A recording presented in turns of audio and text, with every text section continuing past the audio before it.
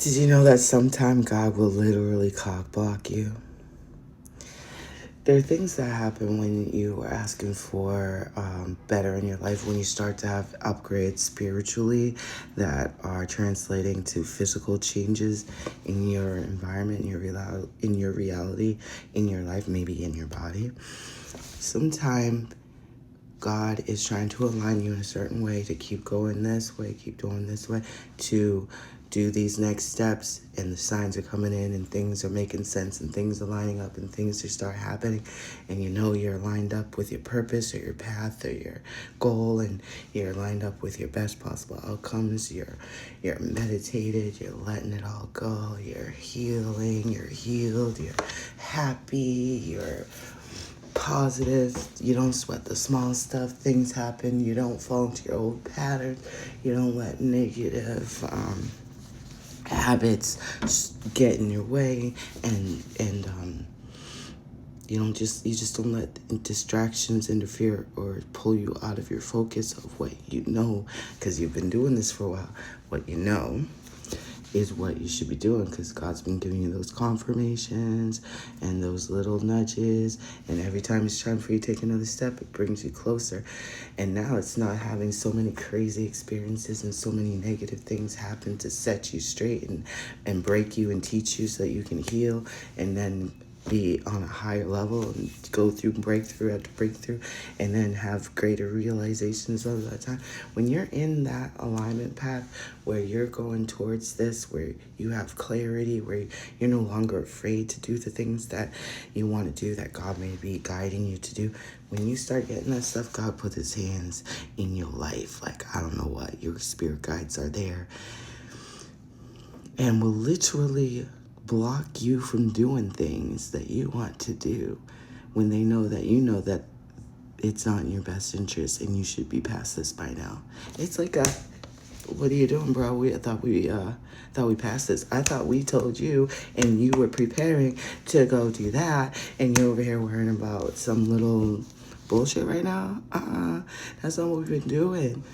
God will literally cock block you if you are looking for love and not searching for the self-love in yourself and finding the love in your life that is already present and feeling that love and appreciating that love and be grateful for that love.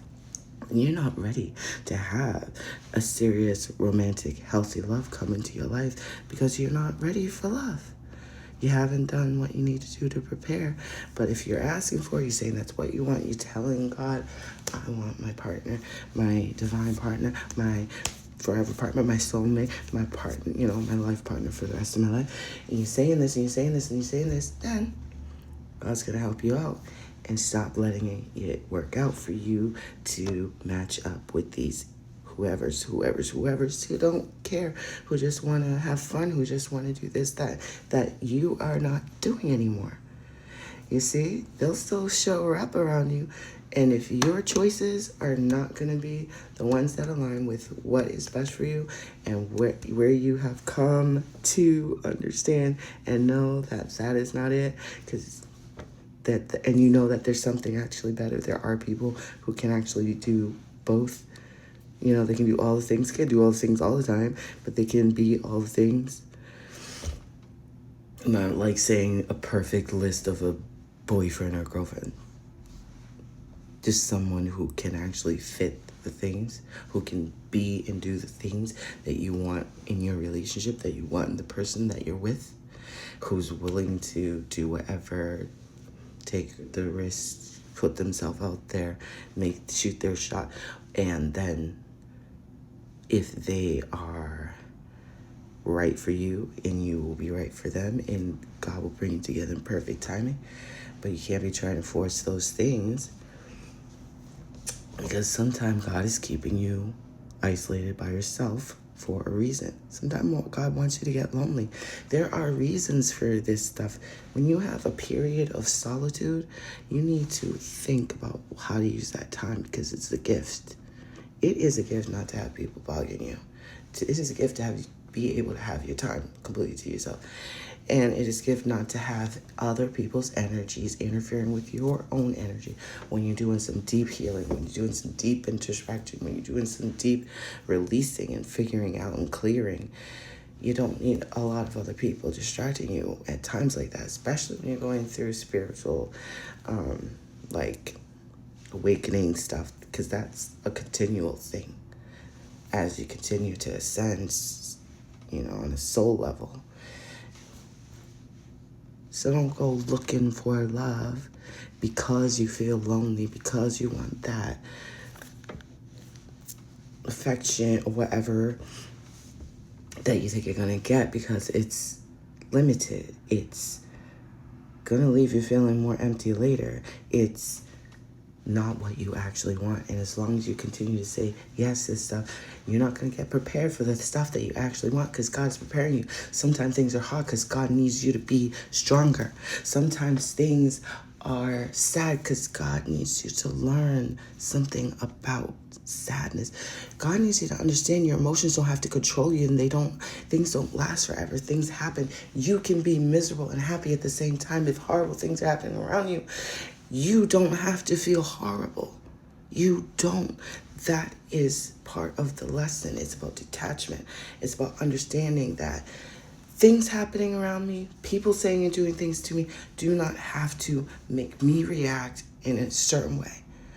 So we're not always so we don't get duped, so we don't get, jump into things with the wrong person too quick, so we don't continue to repeat patterns that should have ended a long time ago. These are why the lessons are happening and why you might have the same experience again and again, because you haven't learned it yet. And how do you learn it? You start to recognize the pattern and remove yourself from the situation, or any number of ways that you take a different action than you would have in the past. And then you do that every time. And you don't start, you tell yourself, no, I'm not going to be tempted. I'm not going to be questioned. I know there's something way better. I've already seen that, done that, been there, know that, don't want it. I want that one. I want to be there. I want to be doing those things, and then, the longer, the more strong, the more you're in that energy, the more things will start to change for you, and you will start to know what to do when it's time to do it. And you won't be too scared to do what it is that you're being told to do, because God's going to be opening that door, making it more easy. He's letting you know it's the thing to do. It's the time to do it, because before it's like, oh, God said no. Because God shut that door in your face and you were like really trying to do it. And God was like, I don't think so, boo.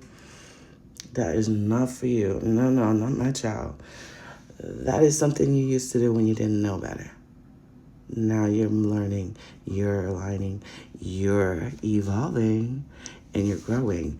And so things you do, the people you associate with, the things you do on a consistent basis, they got to change.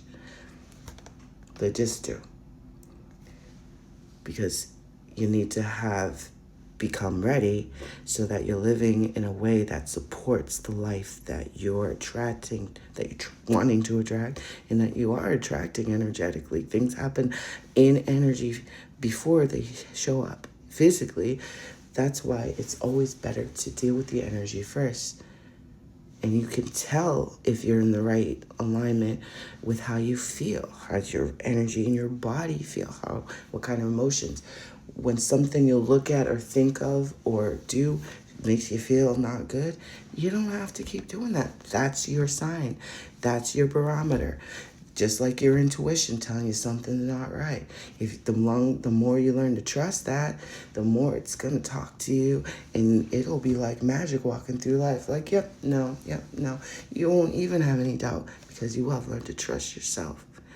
The divine in you, because that's where the nudges are coming from. That's where the intuition is. That's God directly communicating with you.